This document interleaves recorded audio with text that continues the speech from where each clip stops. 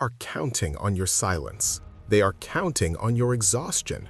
They are counting on you to look at an official-looking bill, feel that spike of fear in your chest, and pay before you think.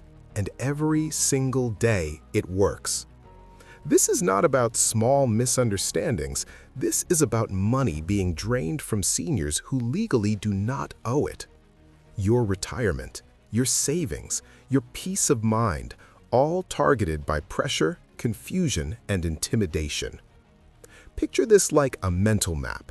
At the center, your hard-earned money. Branching out from it are 6 traps: medical bills, deceased spouse debt, informal "you owe me" claims, utility charges, old debts, fake invoices. Each one designed to trigger the same reaction: fear first, questions later. And that order is exactly how people lose thousands. First branch, surprise medical bills. This one hits when you are already vulnerable. You go to the hospital believing you're covered. Weeks later, a bill arrives from a doctor you never met. $1,100, $890, $2,300. It looks official, it uses legal language, it feels urgent, and the fear creeps in. What if this ruins my credit? Here is the truth most people are never told. Under federal law, the No Surprises Act, many of these bills are not legally enforceable if the treatment was emergency care or at an in-network facility and you didn't knowingly consent to out-of-network charges. Let that sink in. You may not owe it. But hospitals and billing departments know confusion leads to payment. They know most patients never appeal, and that silence is profitable. Visualize this clearly. A bill lands on your kitchen table like a red stamp marked "Pay Now," but beneath that stamp is a hidden layer labeled "Dispute." 2/3 of patients never lift that layer, and yet more than half of those who do see reductions or dismissals. The danger is not the bill, the danger is panic. Pause. Ask for an itemized statement. Ask for the signed consent form. If they can't produce it, the leverage shifts back to you. Second branch, debt from a deceased spouse. This one strikes during grief.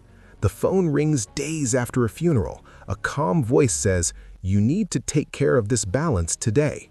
And in that fragile moment, exhaustion meets intimidation.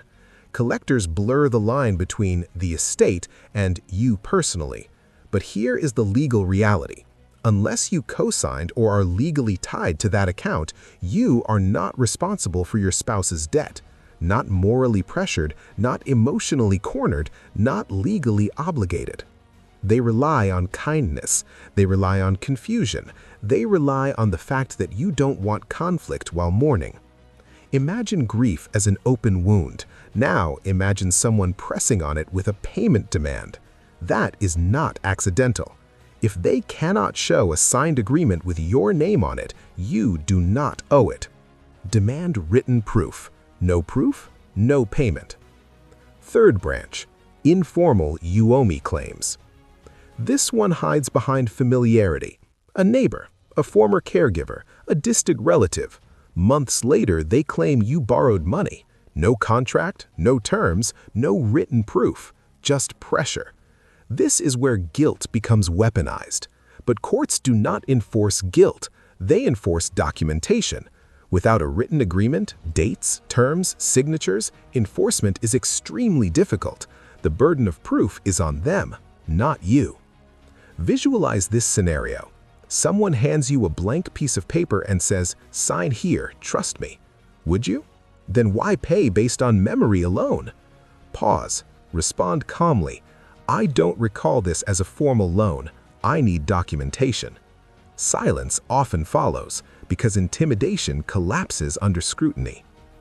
Fourth branch, utility bills from places you left. You move. You downsize, you move in with family, you transition to assisted living.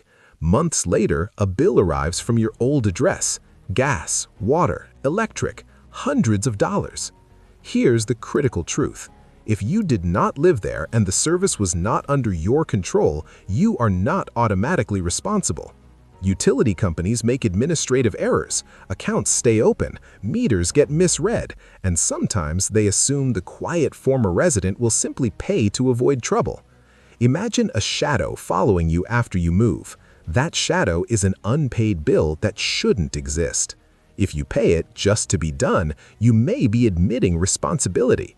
Instead, demand documentation, dates of service, meter readings, account ownership. No verification, no obligation. Fifth branch, old time-barred debts. This is where fear becomes dangerous. A collector calls about a credit card from 12 years ago.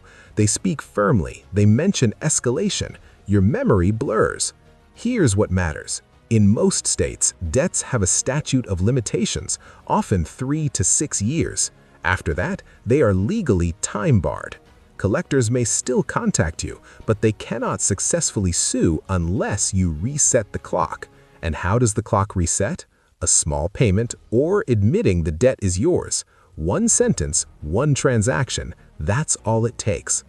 Visualize a clock that had stopped ticking years ago. Your fear restarts it. Never confirm over the phone. Request written validation. Check your state's statute of limitations. Silence and documentation are your shields. Final branch, completely fake invoices. These are the most dangerous because they are entirely fabricated. A final notice, a security system you never ordered, a subscription you never signed. The formatting looks real, the language sounds official, but it is pure manipulation. Scammers depend on one thought: what if they're right? That doubt is their weapon.